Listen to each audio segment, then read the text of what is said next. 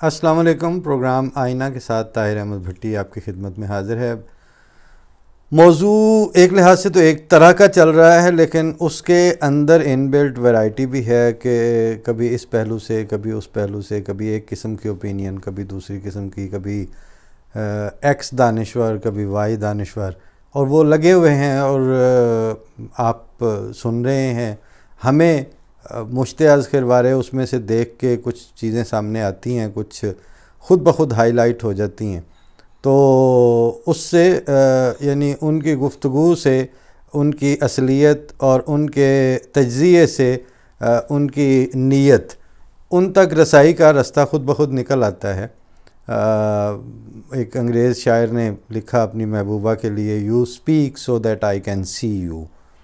تو بات تو وہی ہے نا کہ وہ بولے گی تو پتہ چل جائے گا کہ وہ کیا ہے، باقی تو جو ظاہری شکل و شباہت ہے وہ ایک جیسی ہی ہوتی ہے۔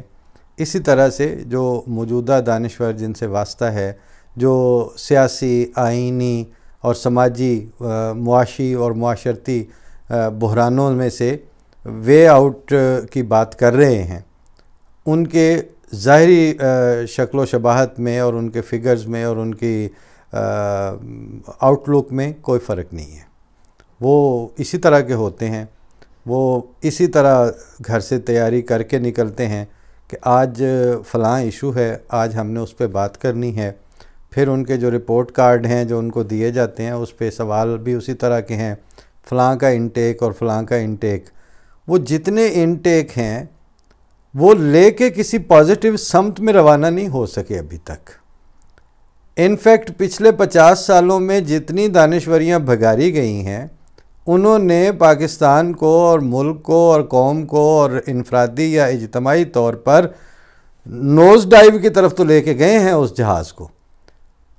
اپورڈ سورنگ کا کوئی فینومینا آپ کہیں آیا ہے تو بتائیں، دکھائیں۔ ایک جگہ پہ بھی نہیں آیا۔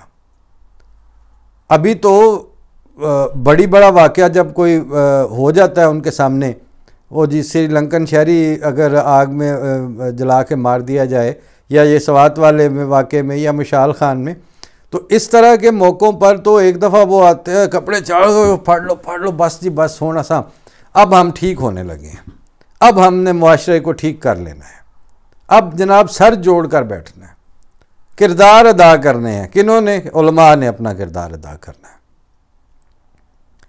لیکن نتیجہ چونکہ بیماری کی جڑ سے خوف زدہ ہیں، اور یہ ان کے لیے ماننا موت کے مترادف ان کو لگ رہا ہوتا ہے کہ جیڑا کم اساں رل کے کیتا سی،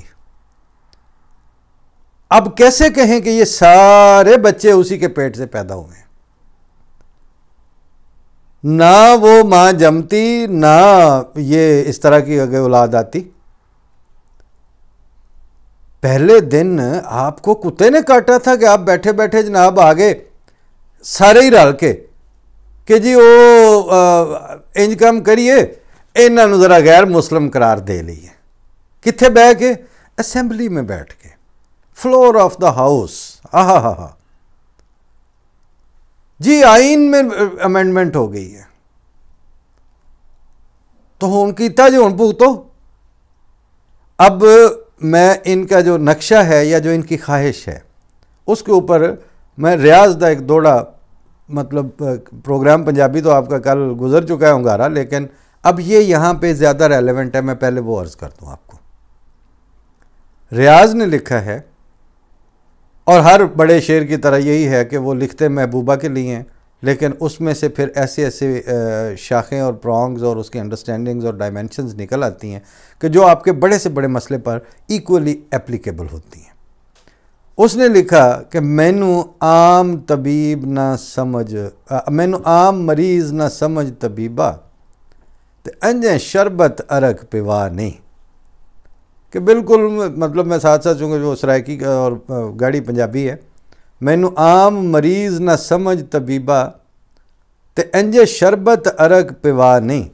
کہ نارمل سا مجھے پیشنٹ سمجھ کے تو اس طرح کے جو ہے نا وہ کنونشنل ٹریٹمنٹس، پیراسٹامول تو یہ وہ مطلب کوئی سیرپ شیرپ دے کے گزارا نہ چلا۔ من عام مریض نہ سمجھ طبیبہ، پاکستان پہ اپلائی کریں آپ کو نظر آ جائے گا. انج شربت ارگ پیوا نہیں، مینو ہے گھبراہٹ جھڑکاں دی، جیدہ طب وچ مول دوا نہیں. کہ وہ جو مجھے محبوب سے پھٹکار پڑتی ہے نا، اس کی مجھے مصیبت ہے، اس کا طب میں علاج کوئی نہیں. یعنی اب اگر آپ خدا تعالیٰ کے غضب کے نشانہ بنی ہوئے ہوں پوری قوم، وہ تو تجزیہ کارا نے کتوں علاج لب لینا. وہ مظہر اقبال تے رؤف کلاسرے کو کی دوائی ہے ہون گے، مطلب جو بڑے دانشور تو تجزیہ نگار، گل انہیں سچی کرنی کوئی نہیں، سچی گل کردیا انہوں نے موت ہونی ہے، تو یہ علاج لبنا کوئی نہیں بیماری دا. پھر سنو جی، من عام مریض نہ سمجھ طبیبات، انج شربت ارگ پیوا نہیں، مینو ہے گھبراہٹ جھڑکاں دی، او دا طب وچ مول دوا نہیں. تے او بدبخت مریضوں میں جن دی قسمت وچ شفا نہیں. ایک صورت ریاض بچ سکدا تے او سجنا دی منشا نہیں. آپ وے آؤٹ چاہتے ہیں نا، ہم خدا گواہ ہے کہ ہمیں بالکل کوئی خوشی نہیں ہو رہی کہ آپ کے ساتھ یہ کیوں ہو رہا ہے.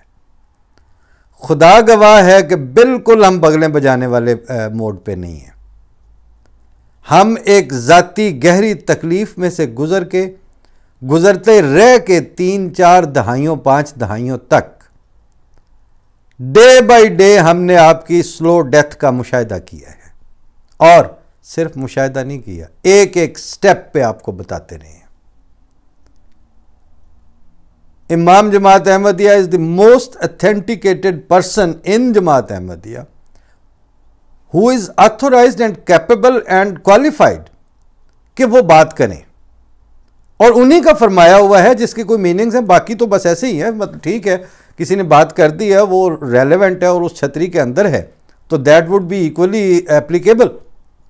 لیکن ادروائز جو سٹانس ہے یا جو رویہ ہے یا جو موڈ ہے اس جماعت کا، وہ تو طے وہیں سے ہوگا نا کہ وہ کیا فرما رہے ہیں. تو میں نے عرض کیا تھا کل کے پنجابی پروگرام میں کہ جس آخری جلسے میں وہ نظم پڑھی گئی تھی 2 گھڑی صبر سے کام لو ساتھیوں والی، اس کا پہلا مصرع بتا رہا ہے کہ حالات جس طرح کے ہیں وہ اعلیٰ درجے کے صبر کا تقاضا کرتے ہیں. نارمل صبر کی بات ہوتی تو اس کی سٹیج پہ 2.5 لاکھ کے مجمع کو اتنی مطلب اس کی تلقین کی کیا ضرورت تھی. عام صبر تو انسان کر ہی رہے، چلتے پھرتے وہ انسان میں صابر اور شاکر اور متحمل مزاج اور بردبار رویے تو ہوتے ہی ہیں. کسی ایکسٹرا آرڈینری قسم کی ریکوائرمنٹ کی بات ہو رہی تھی نا کہ 2 گھڑی صبر سے کام لو ساتھیوں، آفت ظلمت و جور ٹل جائے گی. آفت کے ہونے میں ہمیں کوئی انکار نہیں ہے، اور وہ آفت ظلمت و جور جو ہے وہ آپ کے 74 کی آئینی امینڈمنٹ کے بعد آپ کا جب تسلی نہیں ہوئی بلکہ بری طرح وہ کلیپس اور ناکام ہوئی ہے آپ کی ترمیم. آئینی ترمیم نے آپ کو ککھ بھی نہیں دیا جس وقت. پھر آپ آئے ہیں نا اس میں 84 کے آرڈیننس میں، اور 84 کا آرڈیننس جب پائپ لائن میں ہے، جب کھچڑی پک رہی ہے، آپ اگلا گند کرنے جا رہے ہیں، اور آپ کی ریاست کا ہائیسٹ فورم اور پلیٹ فارم اور پرسنالٹی ضیاء الحق کی صورت میں سامنے ہے اور ملا اس کے پیچھے ہے، اس کے تلوے چاٹ رہا ہے. اس وقت، اور فار دیٹ میٹر اس وقت جہادسٹ تنظیموں اور افغانستان کی سچویشن میں پاکستان کا کودنا ایز اے ریاست، وہ انٹرنیشنل سٹیک ہولڈرز اور انٹرنیشنل اسٹیبلشمنٹ کو بھی ویری سوٹیبل تھا. اس لیے اس وقت کے امریکن سفیر کو کوئی مسئلہ نہیں تھا کہ یہاں کون سا آرڈیننس آ رہا ہے. آنے دیں، اج دے مردے کل دے مردے اج مرن، احمدیہ نال کسے نو کی لگے. وہ سارا کچھ وہیں پہ ہو رہا تھا. اگر فرانس کا سفیر جو ہے وہ ان دنوں میں آرڈیننس سے چند دن پہلے امام جماعت احمدیہ مرزا طاہر احمد صاحب سے یہ کہہ سکتا ہے کہ آپ کا کب تک قیام کا ارادہ ہے اسلام آباد میں، تو بتاتے ہیں کہ 2 ہفتے. تو وہ کہتا ہے کہ اس وقت جو شہر کا موسم ہے وہ آپ کی صحت کے لیے اچھا نہیں ہے. تو اس میں مرزا طاہر احمد صاحب فرمایا کرتے تھے کہ French is a language of diplomacy even when they are speaking in English. وہ انگریزی بھی بول رہے ہوں تو فرانسیسیوں کی چونکہ زبان ہی ڈپلومیسی کی ہے تو انہوں نے میسج دے دیا مجھے. تو ہو کم کہ یہ ایک ہی لائن میں 200 گز کے فاصلے پہ ایمبیسیاں ہیں, ایک کو پتہ ہے دوسری کو پتہ ہی نہیں ہے. امریکنز کو نہیں پتہ, سب کو پتہ تھا, سب کے سامنے ہو رہا تھا. لیکن وہ گریٹر سیناریو میں سوٹ کرتا تھا نا. ایک طرف انتہائی کٹھ ملائیت اور نفرت انگیزی کی آئین سازی کے اوپر لگا کے قوم کو, اس کے بعد ہی تو جہادی نرسریاں قائم ہو سکتی تھیں, اس کے بعد ہی تو وہ مدرسے قائم ہو سکتے تھے جہاں سے آپ بوریاں بھر بھر کے ڈالر لیتے جائیں اور انسانوں کے بچے جو ہیں وہ اس میں جھونکتے چلے جائیں اس جنگ میں. تو لہٰذا یہ مسئلے کچھ اور تھے. استعمال آپ نے اپنے خیال میں سب سے سافٹ ٹارگٹ جس کو سمجھا تھا وہی آلو آپ کے گلے میں پھنس گیا, گرم آلو ہے. وہ جو جماعت احمدیہ آپ نے سمجھی ہوئی تھی نا, انہوں دی کیڑی گل ہے, ادھروں اسی ترمیم کرنی ہے, ادھروں خلیفہ انہوں نے لے لو کہ گل واپس ربے ٹر جان گے, نس جان گے, اتوں چھڈ جان گے, پٹ جان گے, چگیاں چوک کے لے جان دے. ساڈیاں چگیاں نہیں سن, اسی اتھے تھاں بنا کے بیٹھے ساں, اگ بال کے بیٹھے ساں, اسی اج بھی بیٹھے ہیں. ہون اب آپ آ کے کہتے ہیں کہ اب آپ کو وے آؤٹ چاہیے. بات میں نے شروع کی تھی جب موجودہ دانشوروں سے, یہ جو رات کے ٹاک شوز پہ بیٹھتے ہیں, آج کل ڈرامے ختم ہو گئے ہیں پاکستان میں.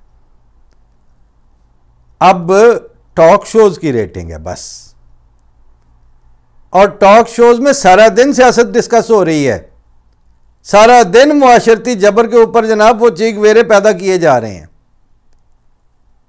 اور ان بمبل پوسوں میں سے آپ کو رستہ نہیں نکل رہا, رستہ نہیں مل رہا.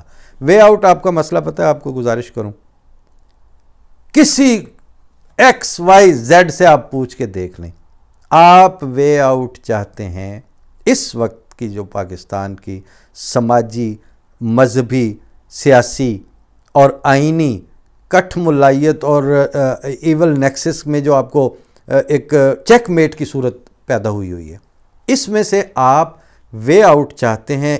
ہر بندہ چاہتا ہے, ہر دانشور چاہتا ہے, ہر جرنیل, جج اور سیاستدان چاہتا ہے, لیکن وہ وے آؤٹ چاہتے ہیں احمدیوں کا معاملہ جوں کا توں رہے, احمدیوں کے اوپر جبر, بربریت, غیر انسانی پرسیکیوشن اور حقوق کا 100% جواب دیا جانا, بلکہ ان کی سٹیزن شپ کا کوئی ایک ریکوائرمنٹ بھی پوری نہ کرنا.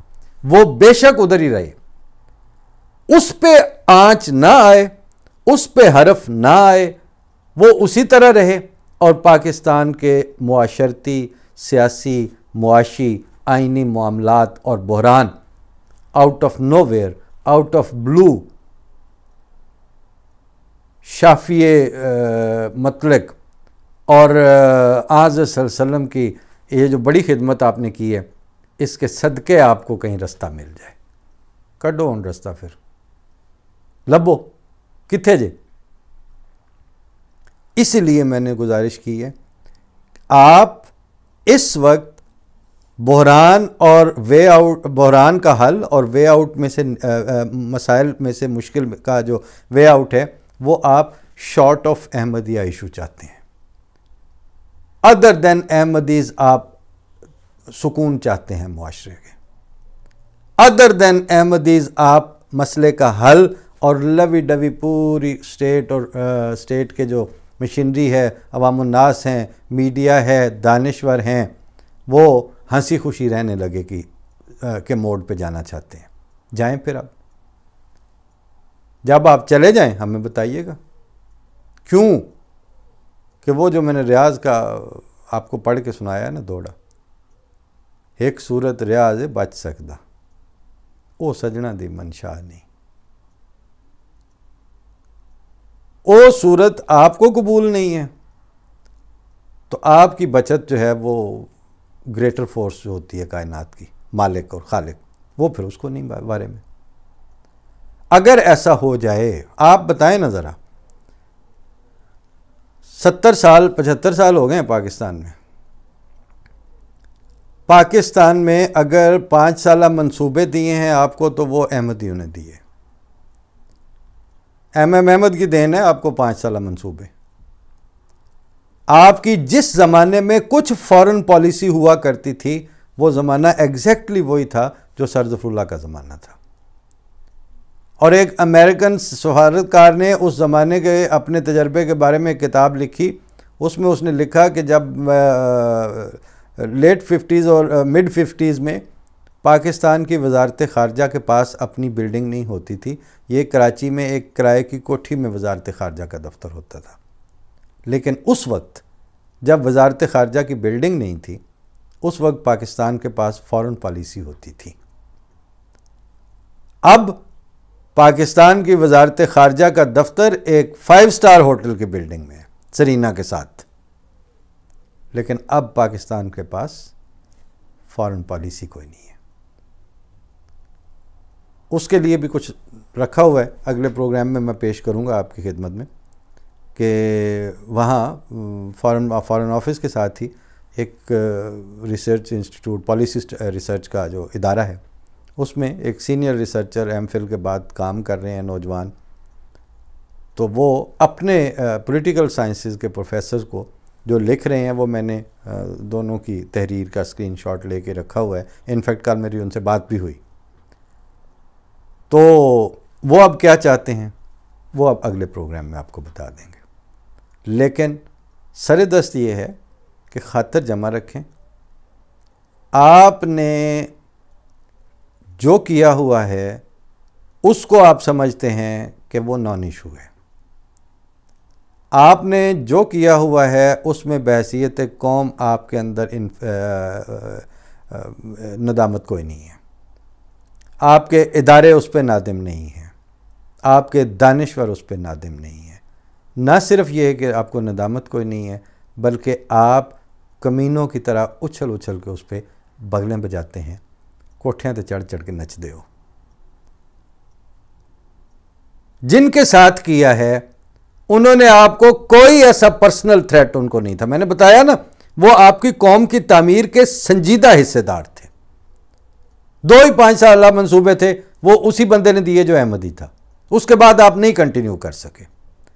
فارن پالیسی میں آپ کا کوئی نام تھا اسی زمانے میں تھا جس وقت احمدی وزیر خارجہ تھا. اگر 65 کی جنگ تک آپ 65 کی جنگ کے چاروں محاذ جو تھے وہ احمدی جرنیلوں کے پاس تھے, ان کے نام کی سڑکیں ہیں اس وقت آپ کی کینٹس کے اندر. لیکن آپ نے پابندیاں لگا دیں کہ احمدی پہلا دن لینا نہیں آئی ایس ایس بیچ, اگر لے لیں تو اس کو میجر یا کرنل سے آگے پروموٹ نہیں ہونے دینا,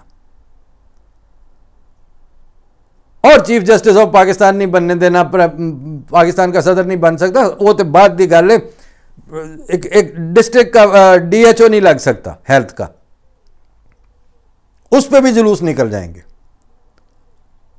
تو جن کے ساتھ آپ نے یہ سارا کچھ کیا ہے ان کا دعویٰ کیا تھا بنیادی طور پر؟ کیا وہ ایک سیاسی پارٹی تھے؟ کیا انہوں نے آپ سے سینٹ کی سیٹوں کا جھگڑا تھا آپ کے ساتھ؟ ان کا سوائے اس کے کوئی قصور نہیں تھا کہ انہوں نے جو اس زمانے میں ایک خدا تعالیٰ کے بھیجے ہوئے کو اللہ کی طرف سے فرستادہ سمجھا اور اس کو مان لیا. اچھا, جب مان لیا تو اندھے تھے احمدی کو, ان کو پتہ نہیں تھا کہ جب خدا کی طرف سے آنے والوں کو مانا جاتا ہے تو ہمارے ساتھ ہونی کیا ہے. ہم نے تو دیکھ کے مانا تھا, ہمارے آباء و اجداد نے دیکھ کے مانا تھا. آج بھی ہم اور ہماری نسلیں, ینگ, بوڑھے, بچے جو موجود ہیں وہ جانتے ہیں کہ دنیا درندوں سے بدتر ہوتی ہے انبیاء کے مخالفین جو ہیں. اور ہم اگر کسی کو مان رہے ہیں کہ خدا کا نبی سمجھ کے مانا ہے تو پھر ہمارے ساتھ وہی ہوگا. اب دوسرے سرے پر آپ جانیں اور آپ بتائیں کہ کیا آپ کا کوئی دنیاوی تنازع تھا ہم سے؟ کوئی آپ کی ریاست کی سرحد کا مسئلہ تھا ہمارے ساتھ؟ کوئی سیٹوں کا مسئلہ تھا؟ ککھ نہیں تھا. صرف خدا واسطے آپ نے ہمارے ساتھ بیر رکھا ہے. اب اگر کہیں خدا ہوتا ہے اور وہ آپ کو اس میں سے یوں ایک سائیڈ سے پتلی گلی سے نکال دے اور ہم وہیں ڈنڈے بجاتے رہ جائیں. یہ اگر ہوتا ہے آج آپ کے دور میں تو پچھلے انبیاء کے مخالفین کا بیچاروں کا کیا قصور تھا؟ ان کے ساتھ کیوں ذلت اور نکبت اور اس کی مار پڑی ان کو؟